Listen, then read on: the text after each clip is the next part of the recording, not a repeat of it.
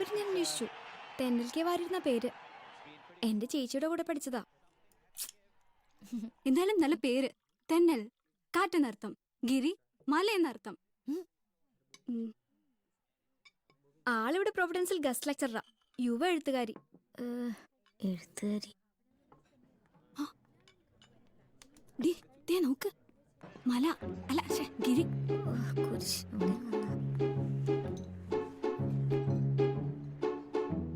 ഇവളെ കുറ്റം പറയാനൊക്കില്ല.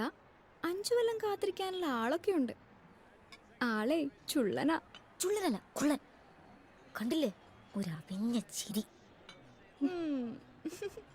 വഷളൻ. കണ്ടില്ലേ പെൺപിള്ളേരുടെ മുമ്പിൽ ഷർട്ടും തുറന്നിട്ടിരിക്കണേ. ചുമ്മാ ഇരിക്കും മോളെ.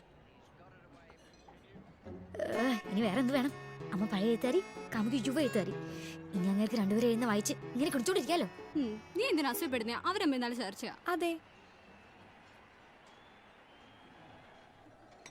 ഓ, എന്നാ കൊണ്ടുപോയി പുഴുങ്ങി തിന്ന്. എന്തൊരു സാധനം ഇത്?